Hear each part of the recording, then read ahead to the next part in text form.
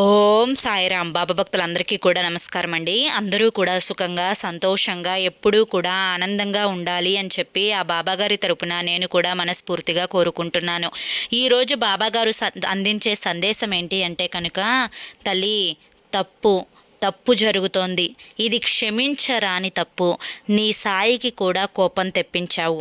ఇకపై నీకు నాకు ఎటువంటి సంబంధం అనేది ఉండదు తల్లి, ఇక సెలవమ్మ అని చెప్పి ఏదో తెలియని సందేశంతో, కోపావేశంతో కూడిన సందేశంతో ఈరోజు బాబాగారు మన ముందుకు వచ్చారు.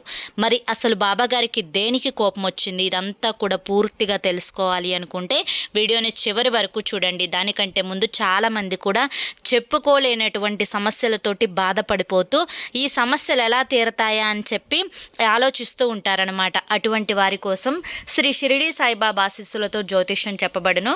గురూజీ శివరామరాజు గారు. Phone number 9959942255. మీరు ఇప్పటి వరకు ఎన్నో చోట్ల జ్యోతిష్యం చెప్పించుకొని మీరు ఆశించిన మార్పులు మీ జీవితాలలో జరగలేదని చెప్పి బాధపడి ఉంటారు.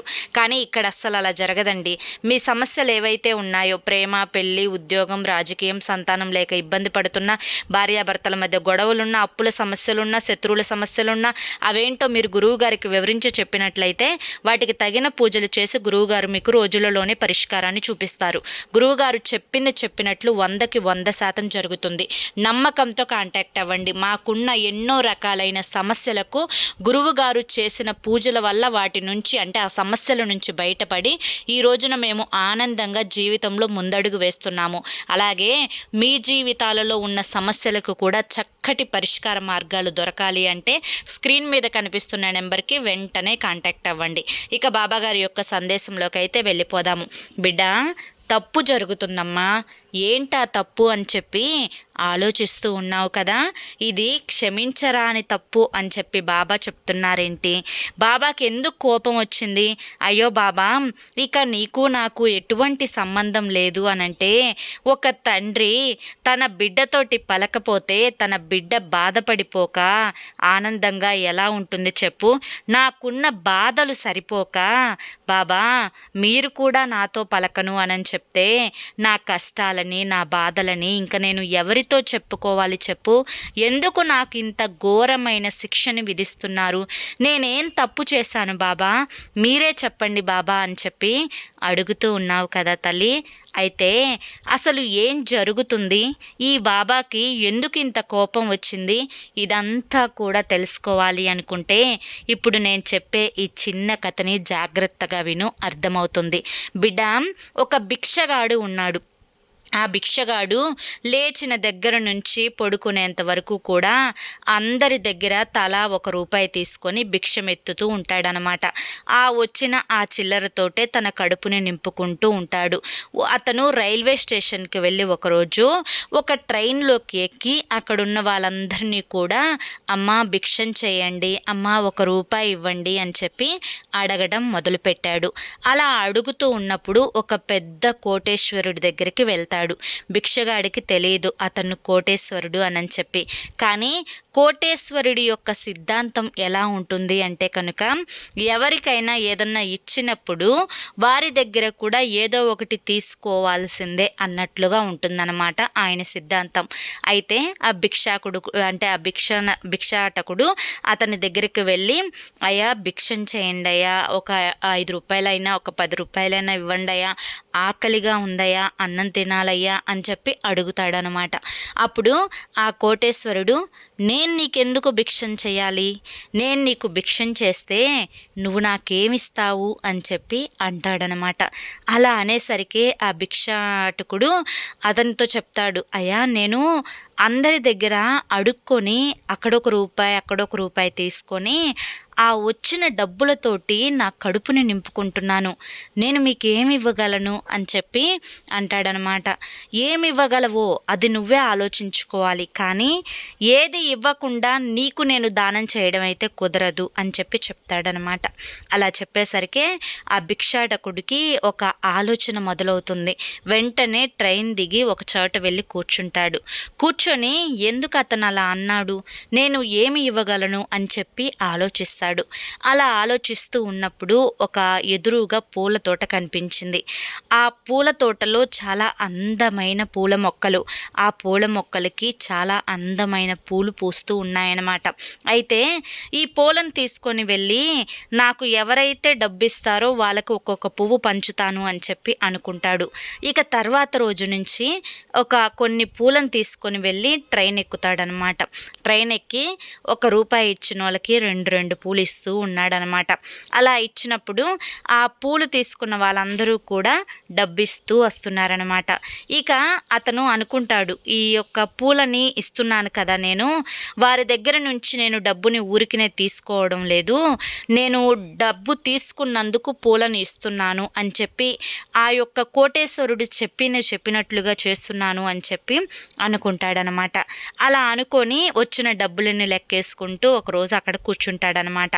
అలా కూర్చున్నప్పుడు ఆ భిక్షాటకుడికి ఒక ఆలోచన వస్తుంది. నేను పూలను ఇస్తున్నాను కదా, పూలను ఇస్తున్నప్పుడు వాళ్ళు నాకు డబ్బులు ఇస్తున్నారు అంటే నేను పూలని అమ్ముతున్నాను అని చెప్పి అనుకుంటున్నారా? అంటే అందరి దగ్గర కంటే కూడా నా దగ్గర ₹1కే ఇన్ని పూలు వస్తున్నాయి అని చెప్పి ఈ ఆలోచనతోటి వాళ్ళు ఈ యొక్క ఆ పూలని తీసుకొని నాకు డబ్బునిస్తున్నారా? ఇదే పూలని బయట కొంటే ఎక్కువ డబ్బు ఇవ్వాల్సి వస్తుంది. అదే నా దగ్గర అయితే ₹1కి 4-5 పూలని ఇస్తున్నాను కదా, అందుకని వీళ్ళు ఇలా తీసుకుంటున్నారా? అంటే నేను ఇప్పుడు ఒక వ్యాపారం చేస్తున్నానా, ఒక చిన్న వ్యాపారమా ఇది అని చెప్పి అనుకుంటాడనమాట. అనుకోగానే అతని మనసులో ఆలోచన వచ్చిన వెంటనే చాలా సంబరపడి పెద్దగా అరుస్తాడనమాట. పక్కన ఎవరున్నారు, ఎవరు వింటున్నారు, ఇదంతా కూడా ఏం ఆలోచించకుండా, నేను భిక్షకాడిని కాదు, ఇప్పుడు నేను వ్యాపారం చేసుకుంటున్నాను, నేను కష్టపడి సంపాదించుకుంటున్నాను అని చెప్పి పెద్దగా అరుస్తాడనమాట. అందరూ ఆశ్చర్యంగా చూస్తారు. ఇక తర్వాత ఇలా కొన్ని పూలను తీసుకొని మళ్ళీ ట్రైన్ ఎక్కుతాడనమాట. ఎక్కి అందరికీ కూడా పూలిచ్చి డబ్బులు తీసుకుంటూ ఉంటాడనమాట. అయితే అనుకోకుండా ఆ రోజు ఉన్న కోటేశ్వరుడు ఈరోజు కూడా ట్రైన్లో ఉంటాడు. ఉండి అతనికి పూలిచ్చి డబ్బులు ఇవ్వమని చెప్పి అడుగుతాడనమాట. అడిగినప్పుడు, అయ్యా నన్ను మీరు గుర్తుపట్టారా? భిక్షాటకుడు కోటేశ్వరుడితో ఇలా అంటున్నాడు, మీరు చెప్పినట్లుగానే నేను ఏదో ఒకటి ఇచ్చి నేను అడిగి తీసుకుంటున్నాను వాళ్ళ దగ్గర నుంచి డబ్బు. ఇప్పుడు నేను ఊరికినే ఎవరి దగ్గర ఆశించడం లేదు అని చెప్పి భిక్షాటకుడు అయితే ఆ యొక్క కోటేశ్వరుడితోటి చెప్తాడనమాట. అప్పుడు కోటేశ్వరుడు, ఆహా అలా అయితే వ్యాపారం చేయడం మొదలు పెట్టావన్నమాట, అంటే నువ్వు ఒక చిన్న వ్యాపారివి, ఇప్పుడు నేను పెద్ద బిజినెస్ మ్యాన్ని, నువ్వు కూడా బిజినెస్ మ్యాన్వే, కాకపోతే నాది పెద్ద బిజినెస్, నీది చిన్న బిజినెస్, రేపటి రోజున నీది కూడా పెద్దది అవుతుందిలే అని చెప్పి నవ్వుతూ అతని దగ్గర కొన్ని పూలు తీసుకొని అతను కొంత డబ్బు అయితే ఇస్తాడనమాట. ఇక అయితే ఈ భిక్షాటకుడు వచ్చిన డబ్బును మొత్తం కూడా లెక్క పెట్టుకొని ఒక పక్కన పెట్టుకొని ఆలోచిస్తాడు ఆ యొక్క కోటేశ్వరుడు అన్న మాటని.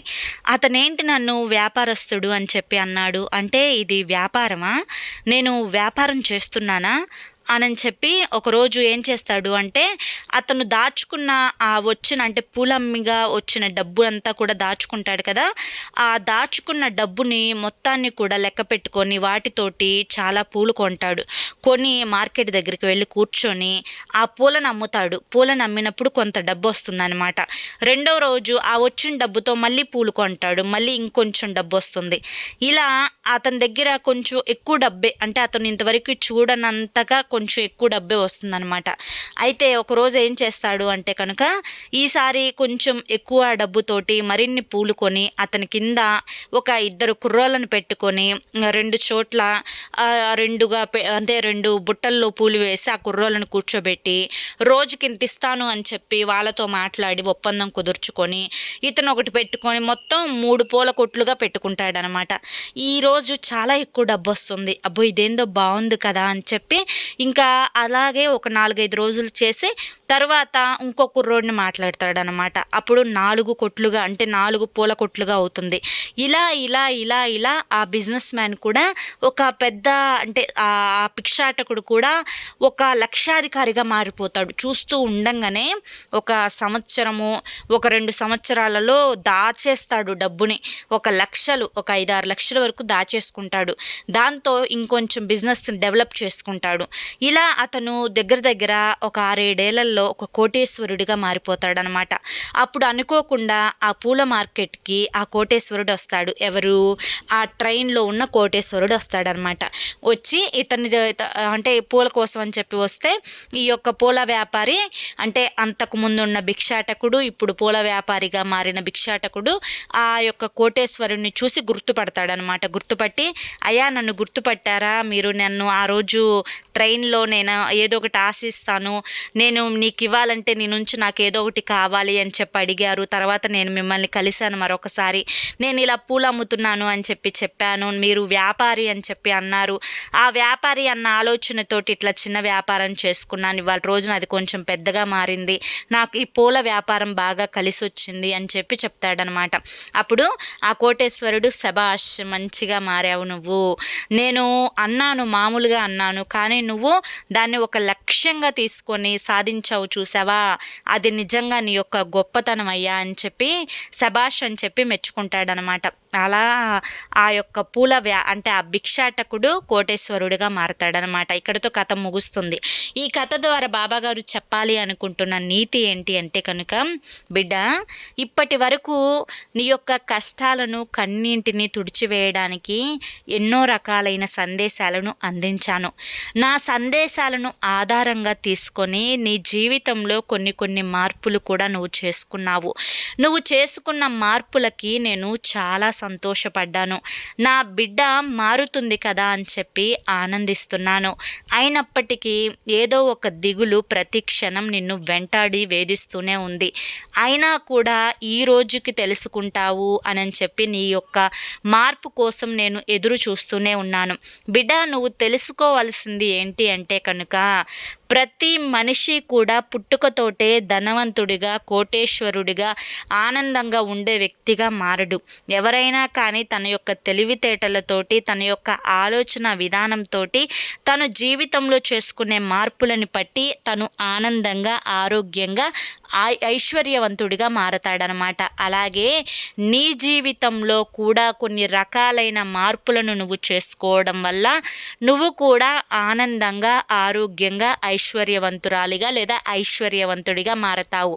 ఇప్పుడు మొత్తానికి కూడా నేను చెప్పాల్సింది ఏంటి అంటే కనుక, నీ ఆలోచన విధానం ఏ విధంగా అయితే ఉంటుందో నీ జీవిత నడవడిక కూడా అదే విధంగా ఉంటుంది. బిడ్డ, నిజం చెప్తున్నాను, నువ్వు సంతోషంగా ఉండాలి అనుకుంటే 100% సంతోషంగా ఉంటావు. నా దగ్గర ఏది లేదు, నాకు ఏదో అయిపోతుంది, నా జీవితం ఇలా తగలబడింది అని చెప్పి అనుకుంటే ఖచ్చితంగా నీ జీవితం అంతా కూడా నువ్వు బాధలు పడుతూనే ఉంటావు, బాధలని అనుభవిస్తూనే ఉంటావు. బిడ్డ, కనుకనే చెప్తున్నాను, ముందు మనిషి యొక్క ఆలోచన విధానంలో మార్పు రావాలి. మనసు యొక్క ఆలోచన విధానంలో మార్పు రావాలి. ఏదైనా కానీ నీ చేతుల్లోనే ఉంది. తెలివిగా ఉండాలన్నా, సంతోషంగా ఉండాలన్నా, ఆనందంగా ఉండాలన్నా, ధైర్యంగా ఉండాలన్నా, ఏది వచ్చినా తట్టుకోగలగాలి అన్నా నీ యొక్క ఆలోచనలోనే ఉంది. బిడ్డ, అందరూ కూడా అదృష్టవంతులుగా ఉండరు. కొంతమంది కొన్ని కర్మల ఫలితాలను అనుభవించాల్సి ఉంటుంది. ఆ ఫలితాలను ధైర్యంగా, తెలివిగా అనుభవించి వాటిని పూర్తిగా దూరం చేసుకొని జీవితంలో సంతోషాలని ఆస్వాదించేవారే నిజమైన తెలివైన వారు.